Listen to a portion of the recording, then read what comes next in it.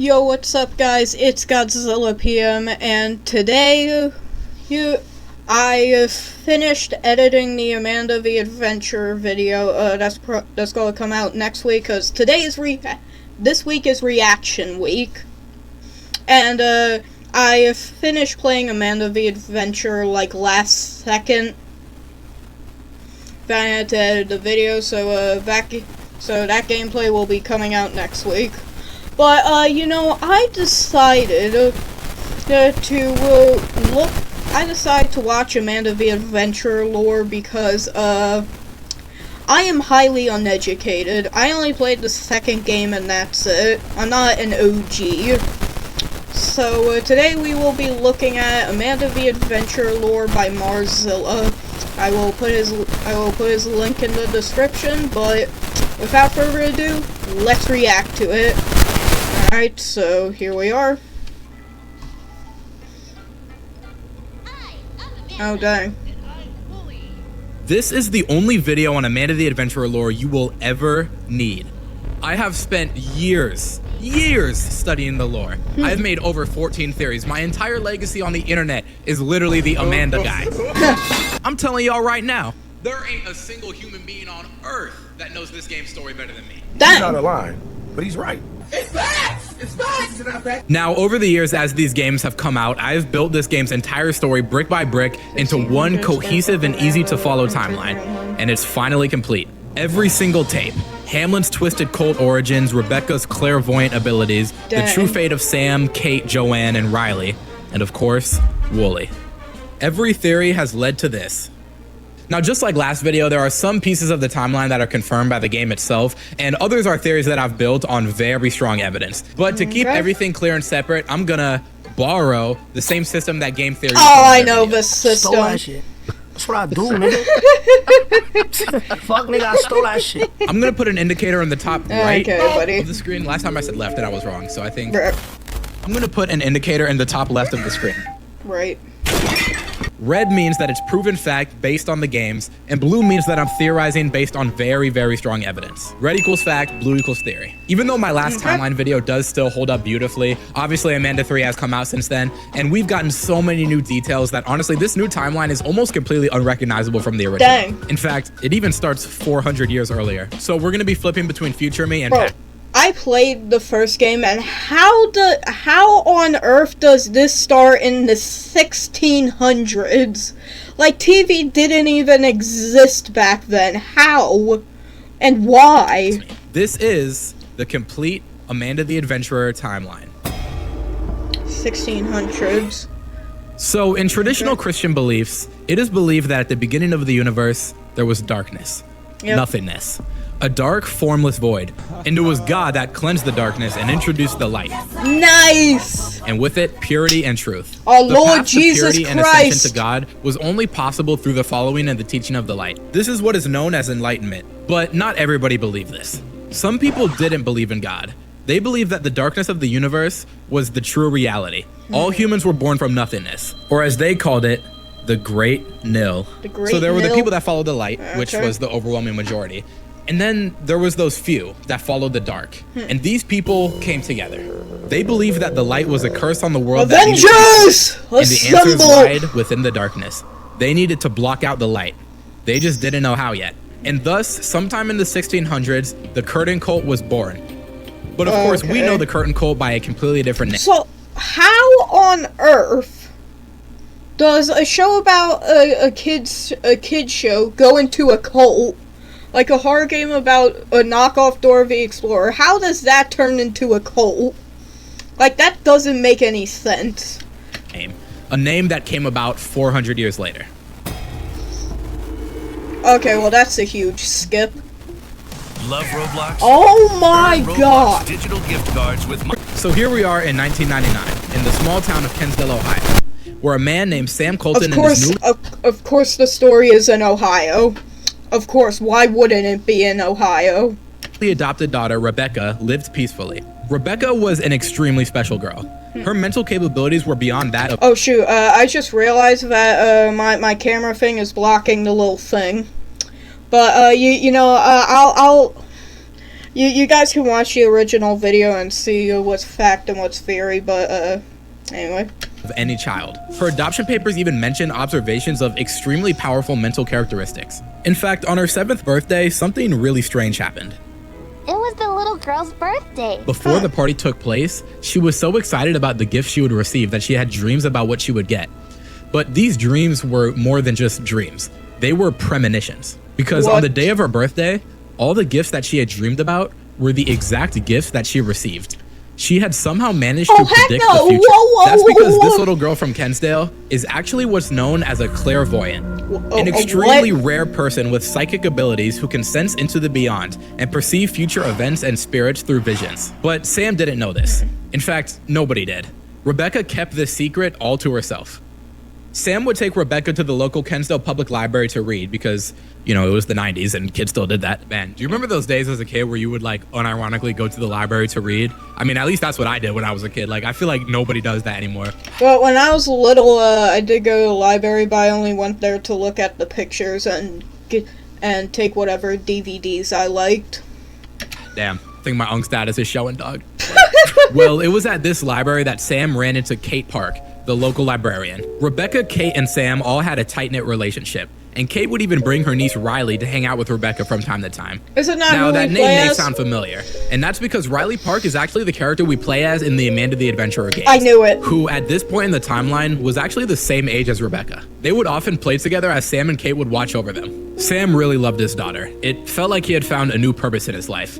So, inspired by his passion for Rebecca, Sam decided to create a small in-house children's show, Amanda the Adventurer. This show was a simple live-action series, with Rebecca starring as Amanda, as she goes on adventures and teaching kids important lessons. Sam produced it himself in a local studio, and it aired on a local public access channel, which means that anyone in the nearby town could watch it on their TV if they just tuned to the right channel. Oh, that's This was the sweet. late 1990s into the early 2000s, so YouTube wasn't quite a thing yet, so this is what you had to do. The whole town of Kensdale quickly fell in love with Amanda the Adventurer. Parents Dang, I'm pretty sure Sam would lose his mind if he knew what YouTube was. praised its thoughtful messages, and kids couldn't get enough of Rebecca's charm on screen. And since Sam and Kate were already good friends, Kate helped out Sam by allowing him to tell story times at the library to kids, where they would promote his show. Kate was a huge reason for the show's success. You all may know a friend of Mr. Colton's. You can watch her on her very own hometown hit show on Kensdale's public access channel. Do you know what show that is? Amanda! Yay! But back to Sam and now I'm going to shoot you all! Rebecca. They kept producing Amanda the Adventurer, and by late 2000, the show's local success had exploded. It was so Dang. beloved in Kensdale that it soon caught the attention of a company called Hamlin Oh, no, Entertainment. they They approached Sam during one of Kate's library story times and made him an offer that could change everything, an offer that could change his life. To turn Amanda the Adventurer into a fully produced cartoon that would air on a real network. It's all connected now. I can see. I could figure out everything now. Okay. Pray for times like this. This was huge, okay? The show had brought so much joy to kids around Kensdale, and it now had the opportunity to be syndicated nationally and seen by audiences across the country. They want to turn Amanda into a cartoon. I can't really talk about it yet, but it's exciting. So obviously, Sam said yes. And this was a fantastic decision that led to absolutely zero consequences. Yeah.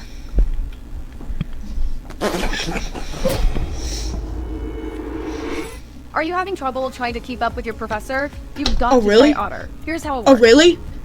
Oh, Let's how say does I'm in it work? class. I just hit record, and as you can see, everything I'm saying is turning into a transcript as I Oh. talk in real time. Oh! Because Otter is transcribing everything, I can actually listen to the professor rather than trying to type everything down. Oh! I can zone out for a minute. Oh my gosh! He missed, and No I can way! refer back to his No transcript. way! Everybody get this out! I hate ads, man. I might get YouTube Premium. Sam signed a contract, handing over the rights to Amanda the Adventurer as well as stewardship of his daughter. Why would you do that? Exactly. Yeah, I don't know. I guess that paycheck was a little bit more important than his daughter. Money over everything, money over Sam worked with Hamlin and his daughter Rebecca Why to is this shape so the cartoon funny? version of Amanda the Adventurer. Now, at first, Sam probably just thought that they were trying to profit off of his daughter, but what he didn't realize was Hamlin didn't care how many viewers the show got or even how much money it made. That wasn't their goal at all, because the Hamlin production company was just a front a front for a cult, the same one from the Middle Ages that I talked about earlier, the curtain. And Hamlin knew Rebecca's secret, what Sam never noticed, her hidden psychic abilities. Hamlin may have discovered this through looking through her adoption papers, which made her the perfect vessel for their evil master plan. So they set— Can you even do that in real life? Like, can random people just look through your adoption papers?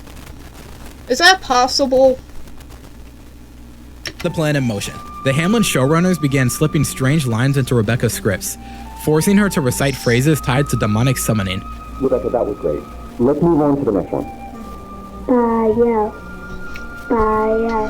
It became clear to Sam that Hamlin's intentions with the show was far beyond just making a profitable cartoon. I listen to no satanic What is she reading? Just a few... and I just swore. Ah! For words. This script is specifically tuned to train the technology's dynamic voice reaction. Stop the cap! The what? I want this to Stop the cap. Stop Sam it eventually right now. began to sense that something was deeply Are wrong you with serious Hamlin. right now, And bro? in 2001, hit the fan. Shortly after production began on Amanda the Adventurer, Okay, well, I shouldn't have said it. He said it for me. one day, Sam Colton vanished. He was reported missing, and police scoured every inch of Kensdale, the forests, the streets, everywhere. But no matter how far they searched, Sam was nowhere to be found. Unfortunately for Sam, that contract he signed also signed his and his daughter's life away. Hamlin had abducted Sam and took him to a secret underground facility. This is why you always read the fine print, y'all. This is why you always read the fine print. Cause spoiler alert, you might just be signing your life away for a couple extra bucks. Putting him in a small room with only a bed, and kept the door locked so he couldn't see what they were really doing with Rebecca and the Amanda show. So what exactly was Hamlin's plan with Sam and Rebecca? Remember, the Curtain Cult believes that all existence originates from a primordial darkness or nothingness, not from God or divine light, and that this darkness is the true higher power. And they view children as sacred vessels because their brains are still developing, which means a child's imagination is unbound by the teachings of the light. Rebecca Colton's psychic abilities are beyond that of any normal kid, so Hamlin had a very specific plan in mind for her. The entire reason Hamlin wanted Rebecca to be the star of the show was because without her, there is no show. Her special psychic abilities allowed her to do more than just see visions. She was able to open up portals to alternate dimensions in her mind. Now, this is just a theory, but I believe that Amanda the Adventurer is not animated, and it's actually a dreamlike pocket dimension that Rebecca is able to access through the power of her mind, generated through her consciousness and channeled into the VHS tapes. Rebecca was the battery that powered this whole operation, unlocking the secrets to the darkness that Hamlin worshipped by creating a direct line to it. To be clear, it is not the alternate dimension itself that is captured in the tapes, it is merely Rebecca's fractured consciousness, which is how Rebecca talks directly to kids in the episodes. But this process only worked if Hamlin had complete control of her memories, as the more she remembers, the more disconnected she is with the darkness. So in order to deal with this, Hamlin had to twist and manipulate Rebecca's mind so that she wouldn't remember her past, including her own father. But this process was imperfect. Nah, bro, that's actually sad, bro. Like, all she's doing is existing, if you think about it. All she is doing is existing, and she's being roped into all this. She just wants to be a normal person with a normal life. Maybe, I don't know. But instead, all this is happening. Their mind didn't work completely, so they had to take an extra step. So Hamlin puts out a job posting for their Pneuma transference department, and they begin interviewing a man named Marcus Mootman. Marcus was a bit of an outcast and looking for a new purpose in life. A perfect target for cult manipulation. Throughout the interview process, Hamlin constantly tests Marcus's devotion to their company ideals. But in reality, they're testing how willing he is to follow their cult doctrine. And Marcus was ready and willing to join the Curtain. Hamlin had a very specific plan in mind for Marcus. See, Pneuma transference is a reference to an ancient Greek concept of the soul, aka the pneuma, moving between reality, essentially the transmission of the life and soul. Somehow, Hamlin was able to study Rebecca's brain activity and place other people into the Amanda dimension by replicating her mind state. I'm not exactly sure how this process works, but there's enough evidence to support the dimension theory that we can use our imagination to fill in the gaps. Which means they were looking for another character to place into the Amanda show, a sidekick that could help keep Rebecca on track and make sure that she doesn't remember her past.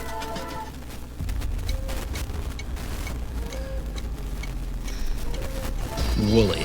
Wooly. Soft, Overrated. Pretty boy. Wooly had 0 haters, Mozilla is dead. And thus, the most iconic twist villain in indie horror was born. A lot of the community thought that Wooly was innocent This at guy's first, hilarious, but I bro. knew the truth. Rebecca didn't know any better. This She guy's probably so just assumed funny. Wooly was a victim or a kid like her. But Wooly was the perfect solution to their problem. Someone working on the inside that can keep everything under control and prevent Rebecca from remembering her life. But Wooly was not the only character they added. One of Hamlin's employees was a man named Larry Smith, who was their chief neurosurgical officer. He had some kind of role in the surgical procedures they did on Marcus and Rebecca, and he dealt directly with human flesh.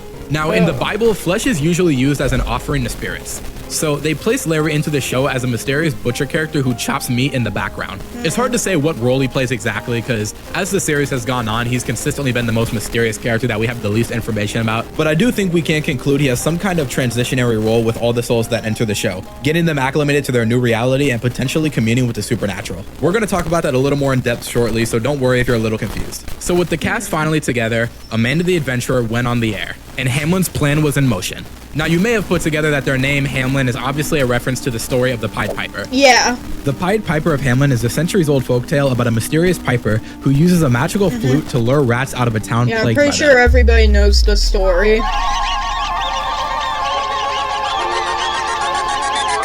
Get it? Text a message, I don't know the number. When the townsfolk refuse to pay him for his service, he takes his revenge by He playing his takes the flute again, children. this time leading all Yep. of the children of the town away, never to return. Hamlin worships the Pied Piper like some kind of prophet. They have a mural of him in their office, and it's a constant Dang. reminder of what they stand for. And as the years go on, kids around Kensdale start to go missing. What? Come on, Lauren, we have a special surprise for you. Oh, I've seen this tape. Come on, baby, we can watch Amanda another time. Yeah. Lauren? Lauren? Just like the story of the Pied Piper, the kids disappear. Hamlin lured these kids to their secret base where they would study them and their behaviors. In total, 8 kids were kidnapped, and we only know like 4 of their names. Now, one of these kids would actually go on to become a very prominent character in the Amanda show, the Opossum. We'll talk about him a little bit later in the timeline. And the town of Kensdale started tweaking. Over the course of only a few years, 8 kids had gone missing with no explanation. The only thing they all had in common was that they all watched the Amanda show before their disappearance. And they also started noticing how weird kids would behave when they watched the show. But that didn't really matter to Hamlin. No one could prove anything, and they already had what they needed. So why was Hamlin studying these kids so religiously? Well, that's because their behavior was key to what they needed them for. Hamlin's ultimate goal was to use these children and their imaginations to summon demonic entities from the darkness and unleash a judgment day against everyone who followed the light. What? But this didn't work with just any. That's gonna backfire on you. Why would you do that? That's a terrible goal. Like, you think the demons will just, oh yeah, we're gonna follow you. No, they're gonna turn on you. They are pure evil. They don't care who you are. They're evil. They're gonna turn on you. Kid. That's a See, terrible summoning demons in idea. the Bible is specifically tied to the idea of giving into temptation. So Hamlin would only abduct kids that showed signs of giving into temptation. Ones with bad behavior that would ignore their parents or cause problems in school, because in order to summon demons, the kids had to give in to these temptations. And once Hamlin was done studying them and had fully prepared their minds, they were ready. And from there, the kids were transferred into the show, aka The Void, where they would commune with the supernatural. We can see them in the background as all the moving objects with eyes. While the authorities searched endlessly for the kids and Sam, Hamlin was Wait, using hold on, Sam. so you're telling me that the barn that's smoking stuff is actually a kid? Okay. To manipulate his own daughter. The contract he'd signed gave them total control, forcing him to do and say whatever they wanted. With that leverage, Hamlin twisted Rebecca into cooperating with their sinister plans. And while Sam was kept in the dark and didn't know exactly what was going on, he knew he had to do something. During one particular tape recording, a Hamlin employee tried to force Sam to read a script designed to manipulate Rebecca. But mid-recording, another associate calls in and makes the mistake of vocalizing their access codes right in front of Sam. Alpha Tango Alpha 6 7. So Sam waited, and when the timing was right, he escaped his cage and made a beeline for his daughter's room, planning to take Rebecca and leave the facility. But then, something nobody could have predicted happened.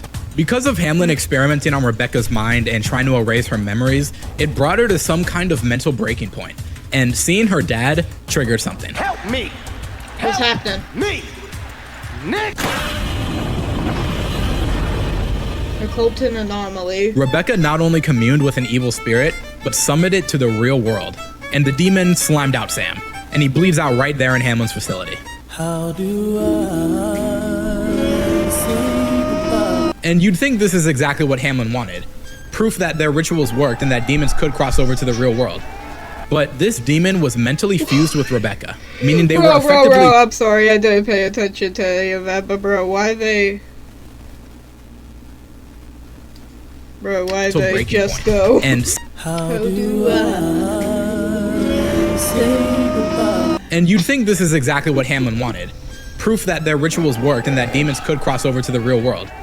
But this demon was mentally fused with Rebecca, meaning they were effectively one being. Instead of a controllable weapon of darkness, Hamlin created something far more dangerous. Oh no. A demon that obeyed Rebecca's will, and not theirs. And on top of that, the demon killed Sam, who Hamlin- What did I say? Summoning demons is always going to end bad.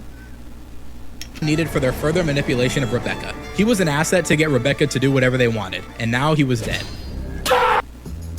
Are you a Roblox fanatic? No. So Hamlin had a huge problem on their hands. Not only did they have a demon loose in the facility, but they also had a dead body. Keep in mind, Sam was a local hero. The entire town was combing every forest and street to find him, so they couldn't just bury him out in the woods somewhere. So Hamlin got creative. They buried Sam's body and all of the evidence inside the very cartoon he created. Somehow they were able to transport his body and clothes into the Amanda Show's alternate dimension. Amanda and Wooly even discover his clothes in the episode Let's Dig for Treasure. You know what else is fun, Amanda? Hearing things. It's even possible that the meat the butcher chops in the background of the episodes is actually Sam's flayed corpse. Damn. Which is why Amanda is so repulsed by it. Yeah, this game's mad dark. I don't know if you got the memo on that, but so yeah, I got it, but bro, what? But now they had the issue of the Amanda demon running around the facility, killing employees, and completely ruining their plans. On top of that, because Sam was no longer in the picture, Hamlin's control over Rebecca was slipping. She would just start taking episodes in whatever direction she wanted. Are you subscribed to Marzilla Production? What is Mozzarella Production?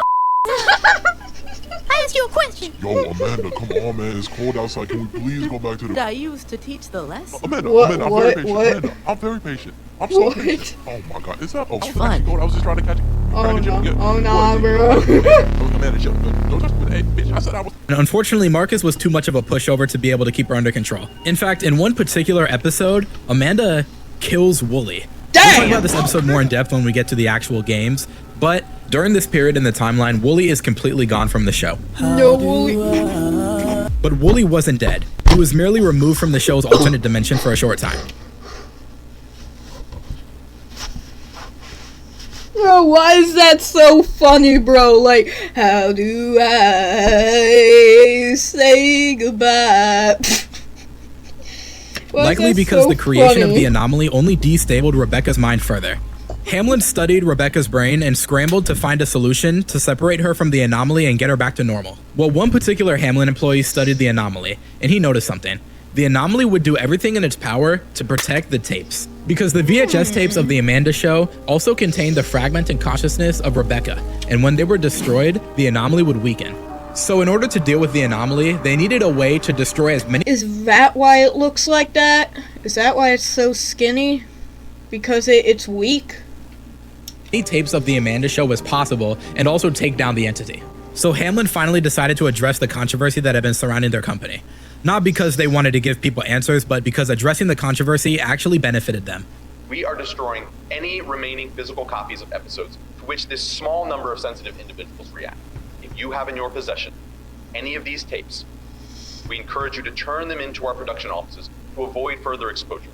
They addressed the allegations of the show having an adverse effect on children and issued a recall of all Amanda the Adventurer episodes. They hoped to get all copies of the show back so they could destroy them, weaken the entity, and get back to their evil plan. But unfortunately, even though they were able to get most of the episodes back, they weren't able to get every single copy, because a few people who were especially suspicious of Hamlin held on to them. Namely, two women who we'll talk about very shortly. Since Hamlin wasn't able to get every single episode, the anomaly was still too strong to deal with, so they needed to think of another solution. There was only one way to deal with the anomaly: fight fire with fire. They sought to create their own anomaly.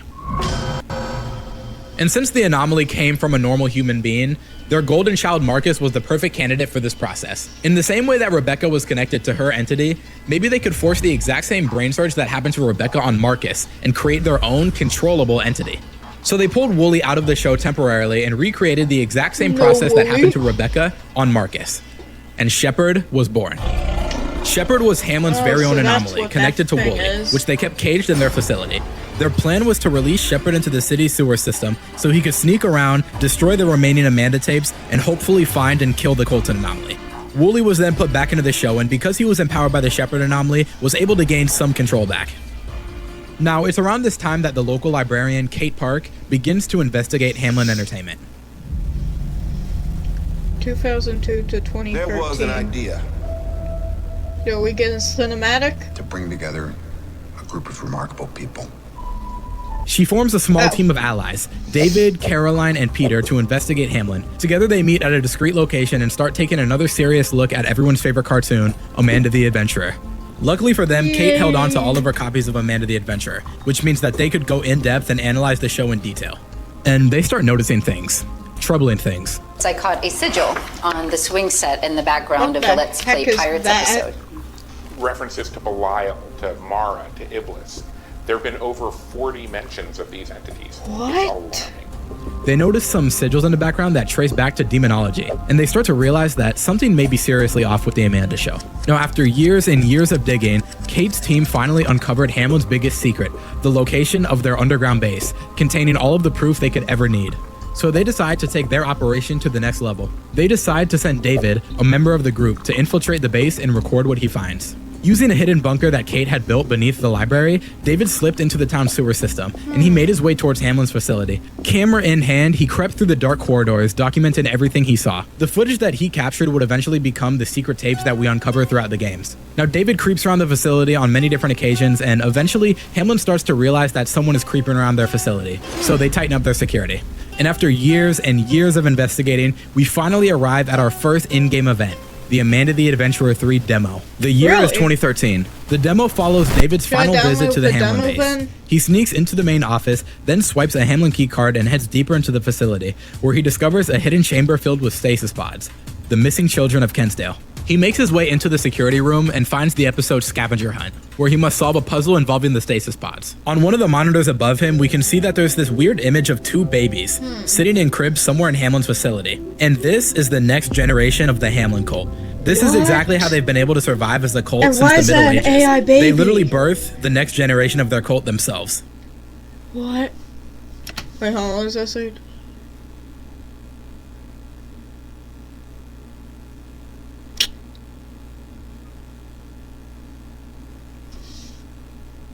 Maybe, I don't know. Either that, or they just straight up kidnap these babies. I mean, either one is possible. But you're probably wondering, if Hamlin is keeping newborn babies in their facility, why don't they just use those kids to summon the demons? I asked myself this very same question. But remember, the kids that were able to summon the demons were few and far between.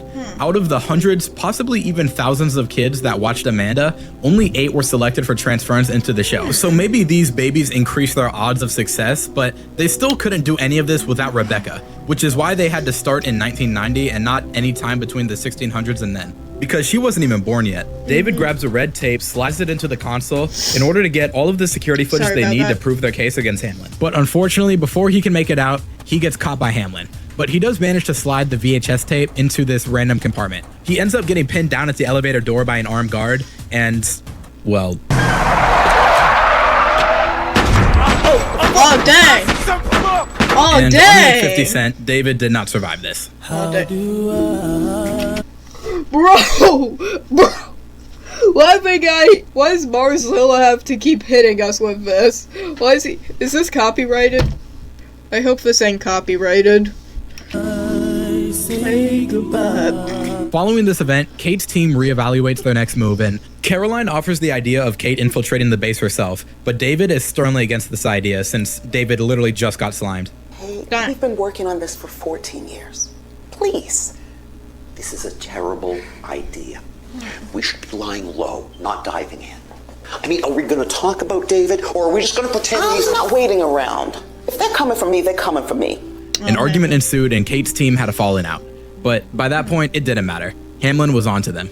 So Shepard hunted them all down one by one. Everyone on Kate's team winds up dead, except for Kate herself. Now, Kate realized that she was being hunted by Hamlin and her time was running out. So she made a desperate move. She wrote a letter to her niece, Riley, the character we play as in the Amanda the Adventurer games. In it, she urges Riley to watch the tapes. Kate entrusted her house to Riley and left the note there, so in the event of her death at the hands of Hamlin, Riley could pick up where she left off. Nah, that's actually smart, though.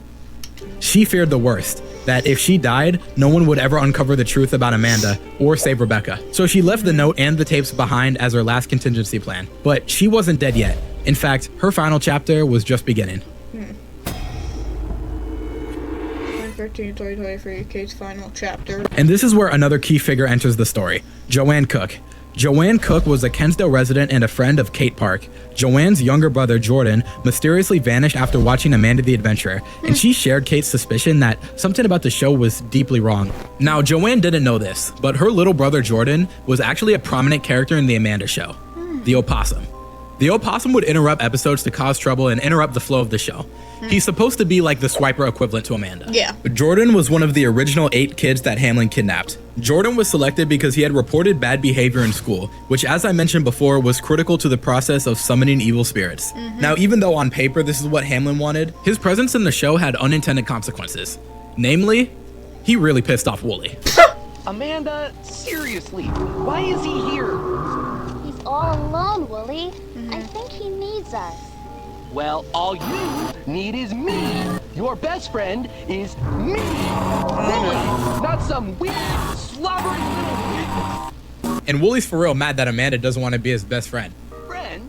We barely know this freak. Freak is crazy, bro. Especially coming from you, Wooly. Like, gang, you are a grown-ass man. Amanda is 8 years old, bro. You're pressed that an 8-year-old don't want to hang out with you? Are you serious, my brother? That's weird. Yeah. You're weird. Wooly trying to strike a chord, and it's probably A minor. Oh! And here the possum comes in, ruining his plans and causing chaos constantly. Across the episodes, the possum continually enrages Wooly, until he completely crashes out in one fateful episode. What?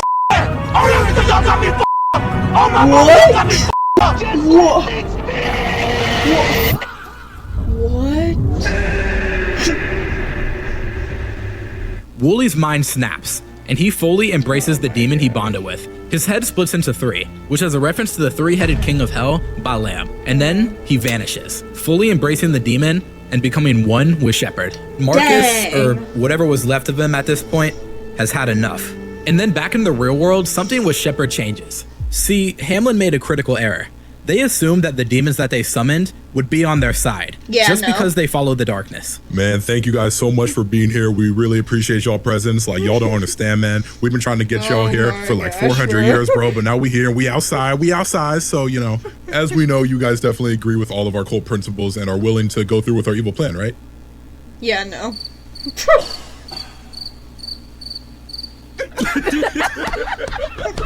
Exactly, bro. Hamlin See was what wrong. I say. Wrong. While Hamlin was able to control and guide Shepard for a short time, Shepard was never truly on their side. They were only guiding its wrath. And now its wrath had turned back on Hamlin. Shepard breaks out of his cage and goes on a full rampage, putting up King Von numbers throughout the Hamlin facility.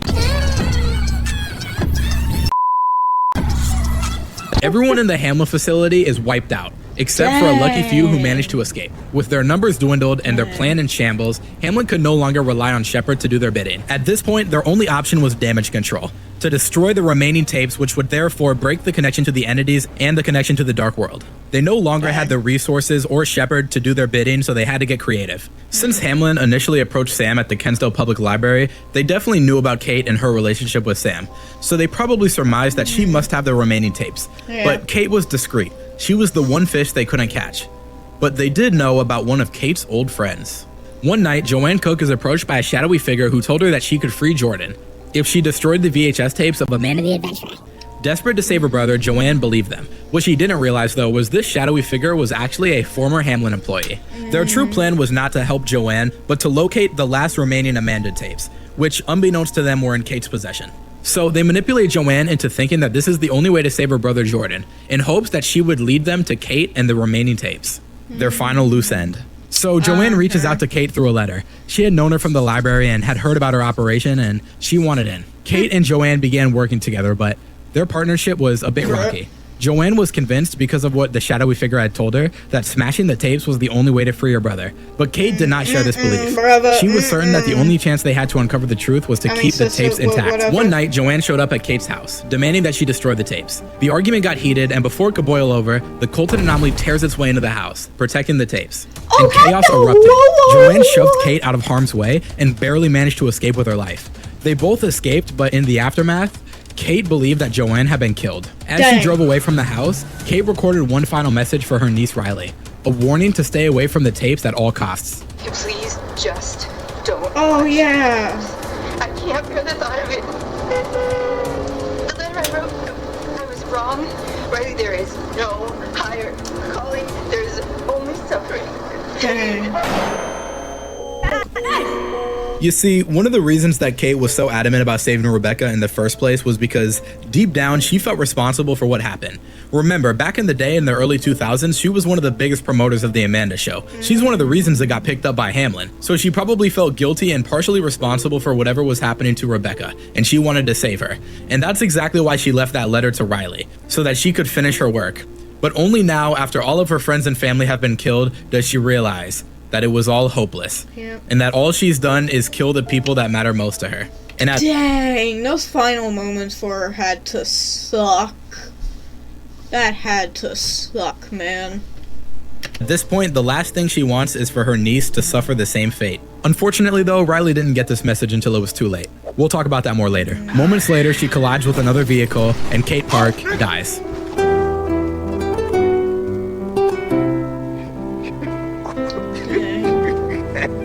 And that finally brings us to the events of Amanda the Adventurer 1. That's right, we are 34 minutes into this video, and I haven't even gotten to the first game yet. Bruh. For reference, the timeline I did before Amanda 3 was 31 minutes in its entirety. Holy. Wow. So yeah, obviously a lot's changed since then. Okay, 2023. Now, before we get into the actual meat of the games, if you guys have enjoyed the video so far, please consider subscribing. We're on the road to 100K by the end of 2027. For 1,000, I ate a ghost pepper, and then for 10,000, I dropped the Wooly diss track. I'm not really sure what I want to do for 100,000 yet. It's got to be something that like matches that level of crazy. So, you know what? Whatever the most liked comment on this video is, I'll do that for 100K.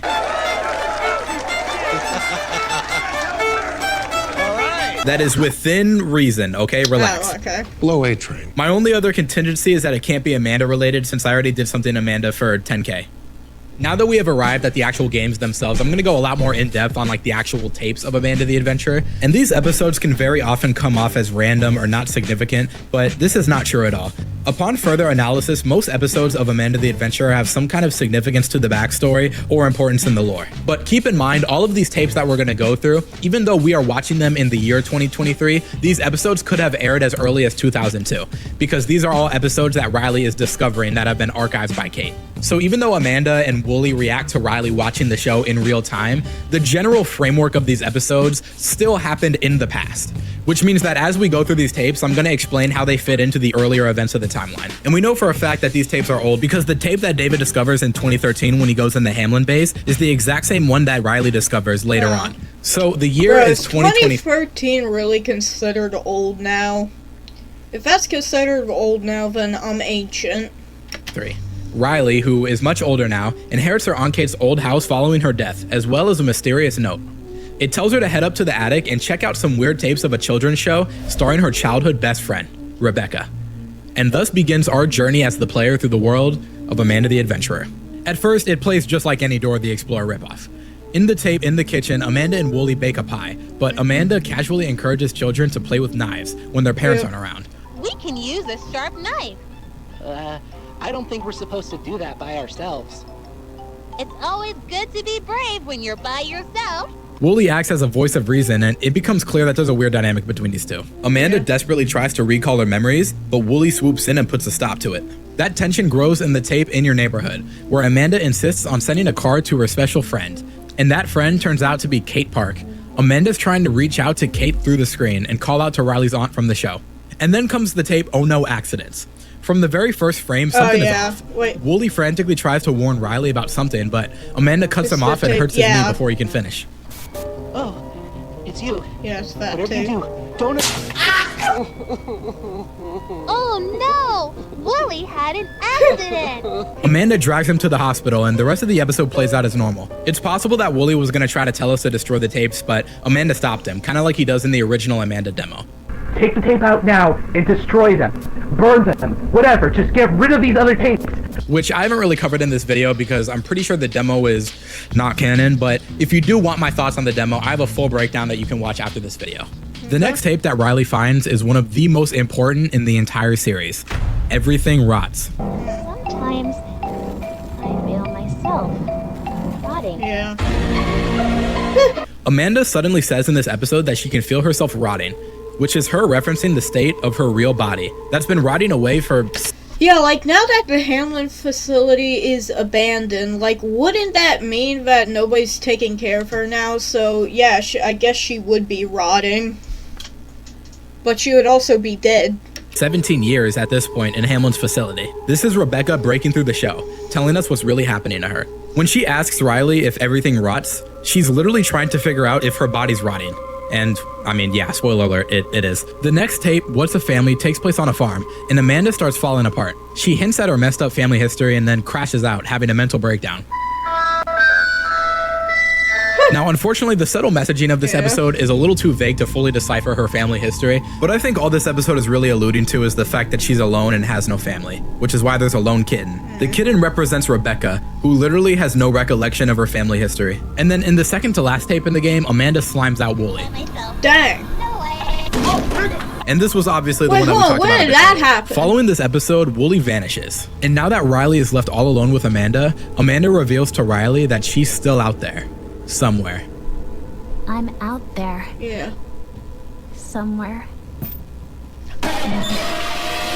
And then the tape starts geeking, which forces Riley to throw a brick into the TV. I think this is Amanda telling Riley to go find her, to go save her. Following this event, Riley is approached by a hooded figure. And this hooded figure is Joanne. And that's where Amanda the Adventurer 1 ends. Well, that's the canon ending, at least. Yeah. In one ending, Amanda gives up on Riley and asks her to leave. In another ending, Riley is attacked and killed by the Amanda entity. And in another, Riley is pulled directly into the show, transformed into a hanging piece of meat while the butcher stands in front of her, confirming that he plays some kind of transitionary role with the souls that enter the show. So that's the meat ending, but that's not the canon ending. The canon ending is Riley meeting Joanne Cook. And with that, we move into the next chapter of the story. Yeah, second game. Joanne and Riley hop into a car and make their way to the Kensdale Public Library. Yeah. But while they're gone, the few remaining members of Hamlin make their move. They track down Kate's house and set it on fire, convinced that the tapes are hidden inside. The whole place goes up in flames. Meanwhile, Joanne leads Riley into the library. Her plan is to gather up every last Amanda tape and destroy them. She believes that smashing the tapes is the only way to free her brother. She still believes in what that mysterious figure told her those years ago. And this is where Amanda the Adventurer 2 picks up. Amanda 2 kicks off with Let's Plan a Trip, which features the very first appearance of the opossum, who steals some of Amanda's money that she was trying to use to plan a trip. It becomes very clear that Amanda is tired of being an adventurer. She wants out. This is fun, I guess, but I wish I really could go see the world. But Amanda can't leave, so the show just continues to drag her along new episodes. In Good Night, Amanda heads to bed, and the opossum, with his usual rage bait, eats her toothpaste. Yep. Professional rage beta. But right before she falls asleep, Amanda says something insane. Good night, Riley. Oh! She calls Riley by name. She still remembers her from her childhood, and that night, Amanda also has a nightmare. Flashes of the procedure that trapped her inside the tapes. The next morning in Let's Start the Day, she goes through her morning routine, brushing her teeth and making breakfast, and Wooly is still nowhere to be found. He's been absent from every single tape ever since Amanda folded him. And then suddenly, he's back. And, isn't it nice to be And I'm Wooly. No! No! Let's Practice Patience brings Wooly back into the picture, but he's not the same Wooly. Yep. If you remember from earlier in the timeline, this is when Wooly was taken out of the show to create Shepard. In present time, Riley and Joanne are now being hunted by Shepard in the library. But the single most important tape in Amanda the Adventurer 2 is Let's Hunt for Treasure. It follows Amanda and Wooly Yeah, searching that's the through a one dark where forest, they find uncovering mysterious Sam. items, like a teddy bear and Sam Colton's clothes, Yeah. which I mentioned earlier. But this forest is more than what it seems. This is Hamlin's burial ground, the place where they hide all the evidence of what they've done. This teddy bear belonged to one of the missing kids that Hamlin abducted. David finds this exact stuffed animal back in 2013 when he's prowling around the Hamlin offices, right next to the walls with a bunch of children's drawings. Plus, this pink teddy bear is one of the gifts that Rebecca received on her 7th birthday, which confirms that these stuffed animals are owned by the kids. So they got rid of the evidence of Sam's murder while they were at it. Speaking of Sam, it's possible that they buried his body somewhere out here as well, because when Amanda and Wooly are standing by a stream, they mention the smell of sulfur, That's what slugs smell like. It's sulfur. which is a key chemical component in the process of decomposition, meaning Dang. that they were smelling a dead body. It's even possible that Wooly was the one who buried him. And if you're wondering how it's possible to transfer real-life items such as a human being into the show, remember that the show is just a pocket dimension. Yeah. So it is technically a real place somewhere. I mean, do I know specifically how they put it in there? No, but I mean, come on, I can't have the answers for everything. Yeah. And then there's the tape We Can Fix It. I don't even know how to describe this one. It's just cursed. What the heck? I forgot about budgeting app with Base 44. Nina just built an app. So we can all build apps now? Jesus Christ. The VH meant to reflect the damage Amanda has suffered because of Hamlin's experiments, as well as reveal Wooly's true evil nature. In the next tape, When You're Feeling Bad, Amanda alludes to her dark past and the fate of her father Sam through a children's story about a dragon, princess, and a knight. In the story, an evil wizard transforms the princess into a dragon. The knight comes to save the princess from the dragon, not realizing the princess is the dragon, unknowingly killing his one true love, and living a life of solitude from then on. Now this story is pretty obviously alluding to the tragic fate of Sam and Rebecca. Yeah. Hamlin represents the wizard, who transforms the princess into a monster. The princess represents both Sam and Rebecca. Rebecca was transformed into a monster, aka Amanda, by Hamlin. But the dragon princess can also represent Sam, as the dragon is unknowingly slayed by the knight, which represents Rebecca as well. Rebecca accidentally killed her own father because of the experiments Hamlin was doing on her mind and didn't know she was killing her quote-unquote one true love. And because of this, was doomed to live a life of solitude within the Amanda show. And finally, the last tape of the game has Amanda and Wooly roaming around a dark neighborhood. This whole tape is meant to warn Riley.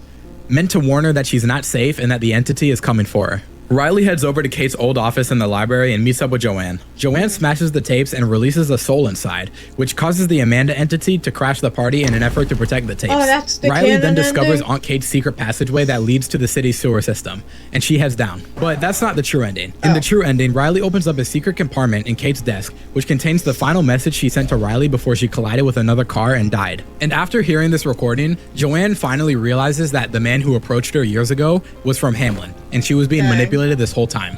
She admits that the only reason she brought Riley to the library was to destroy the tapes and free her brother. But now, after everything, she wants the same thing that Kate wanted, to take Hamlin down. Yeah. Unfortunately though, Joanne never gets that chance because right as she finishes her confession, the demonic Wooly entity smashes through the ceiling and mutilates her. Yep, I know. I don't need to hear it again, please.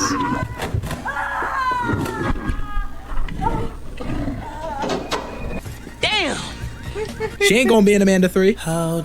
Shepard was trying to protect the tapes to preserve himself. Since him and Wooly are fused, if the tapes die, so does he. Unlike Rebecca, Wooly cannot leave the show. Because of his crash out that happened earlier in the timeline, him and Shepard are one being, which means that if the tapes are destroyed, so is he. Riley grabs a blank tape and flees into Kate's secret bunker. And that is where Amanda the Adventurer 2 ends, setting the stage for Amanda 3.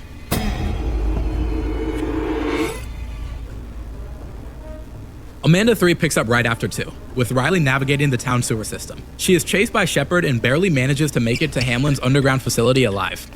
She navigates to the main office room, the same one that David encountered 10 years prior. The first tape has no title, but it follows Amanda and Wooly at the candy store.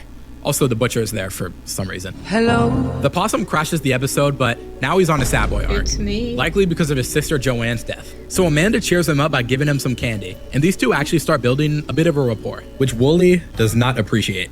Oh. The next episode, Amusement Park Work in Progress, is an unfinished lost episode of the show. Amanda and Wooly go to an amusement park, which triggers a memory that Rebecca had of her and her dad going to an amusement park many years ago. Now, the existence of this tape would seemingly disprove my theory that Amanda is a pocket dimension, seeing as the entire thing is one big storyboard and you have to use storyboards to solve the puzzle. And yeah, like, that's true, though. Like, that would disprove the theory, because so like he said, storyboarding is a part of making a show, and how they make a storyboard of that if the whole show's a pocket dimension.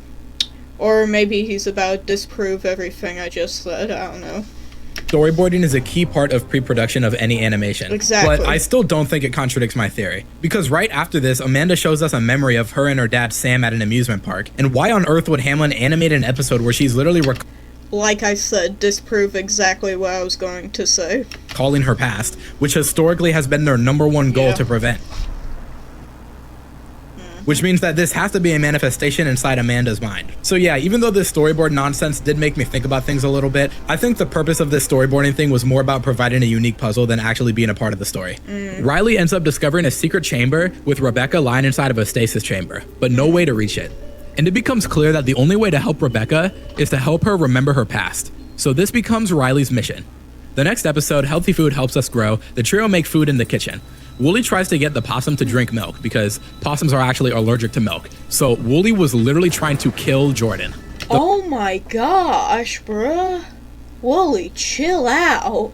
The following episode is A Day at the Beach, where Amanda recalls a day she had with Sam, Kate, and Riley on the beach many years ago. Recollecting this memory short-circuits Hamlin's systems and gives us a keycard that leads to the rest of the facility. The Shepherd Demon also manages to break in and waits on the other side of the door trying to break it down.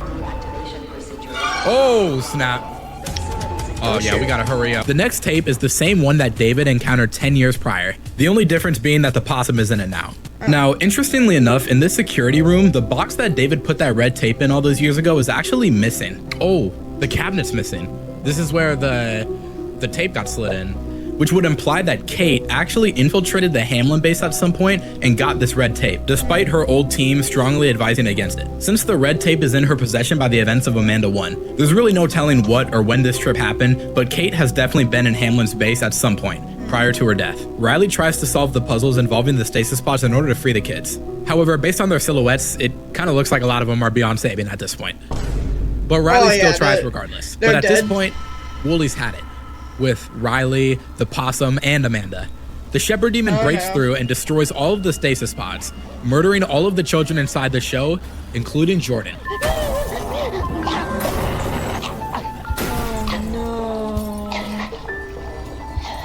No, bro. That's actually sad. Are you having trouble trying to keep up with your professor? You've got to try harder. Oh my gosh, bro, I hate ads. But that's actually sad, bro. Oh no. The elevator takes her to a hidden room below the facility, a ritual chamber. Exactly where the curtain would collect and do their rituals, and where they are keeping Rebecca behind a locked door. So in order to unlock the door, we need to watch the next tape, When I'm Grown Up. Amanda alludes to the fact that she's never had the opportunity to grow up, and Wooly once again tries to take back control. Yeah, I ain't gonna lie, this episode probably takes the cake for the creepiest across the entire series, in my opinion at least. He was like an actual human being. Oh! Okay, I can see why. The opening of this episode also has this really bizarre imagery of a dark portal opening, which is almost complete confirmation of the alternate dimension theory. But getting through this tape opens up the next room, which has a pentagram on the floor, and a lectern. So this was likely oh, heck no! some kind of ritual room. The next tape is Let's Plan a Party, and something is off with Wooly. Hi, I'm Amanda. Yo, what's going on with Wooly? Yeah, what's wrong with Wooly? Why do you ask so many questions? Oh. Why can't you and your stupid plan just let things Whoa.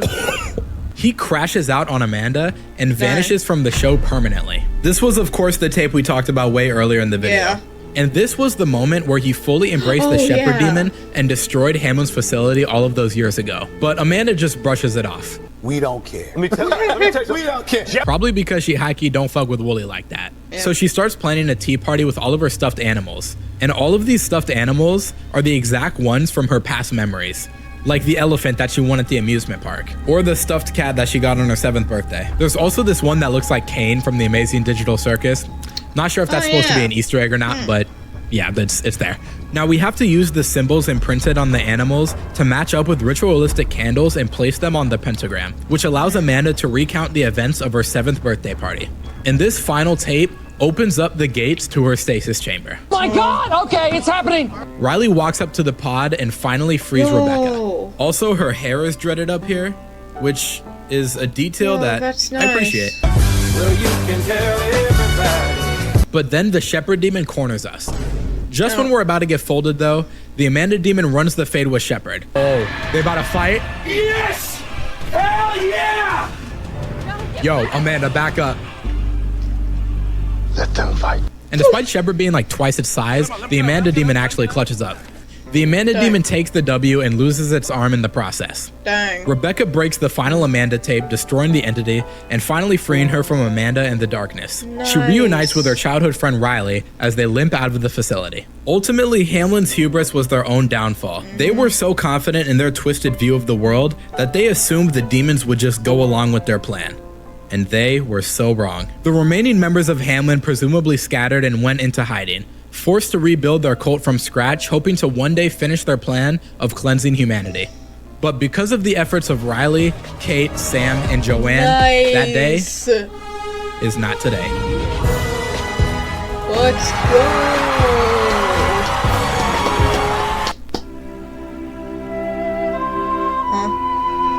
Who is Wooly?